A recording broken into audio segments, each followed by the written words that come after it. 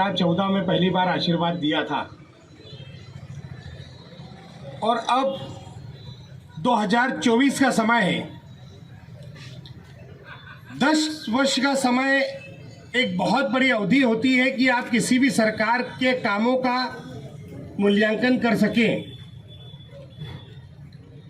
2014 से लेकर 2024 तक देश के प्रधानमंत्री आदरणीय नरेंद्र मोदी जी की सरकार है और 2004 से लेकर 2014 तक यूपीए की मनमोहन सिंह और सोनिया गांधी की सरकार थी। इन दोनों ही सरकारों का यदि हम, आदरणीय अशोक जी आए, यदि इन दोनों ही सरकार का हम मूल्यांकन करें तो मैं केवल आपको छोटी छोटी 2-3 घटनाएं बताऊंगा जिसके आधार पर आप ये मूल्यांकन कर सकते हैं कि किस प्रकार से 2004 से लेकर 14 तक की सरकार ने काम किया है और किस प्रकार से 2014 से लेकर 24 तक के बीच में नरेंद्र मोदी जी की सरकार ने काम किया है।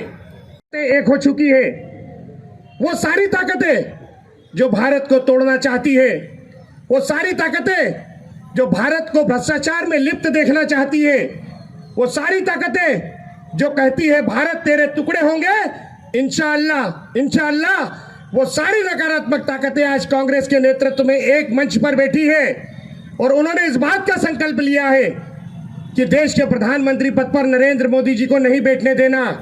आप बताइए कि यदि देश की सारी नकारात्मक ताकतें कांग्रेस के नेतृत्व में एक हो गई है तो हम देशभक्तों की जिम्मेदारी क्या है?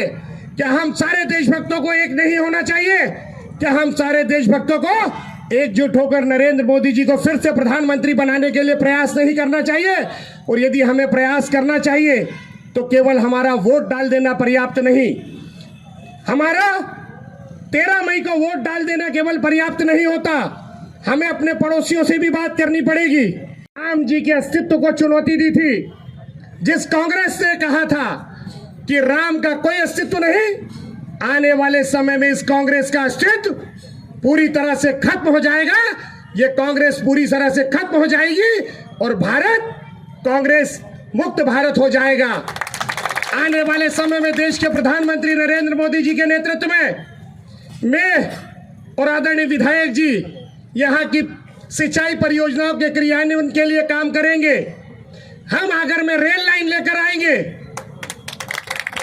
हम आगर में घर तक नई जल योजना का जल पहुंचे उसके लिए निरंतर प्रयास करेंगे और बाबा बैजनाथ महादेव का मंदिर भव्य से भव्य होता जाए, ऐसा निरंतर प्रयास हम लोग करेंगे।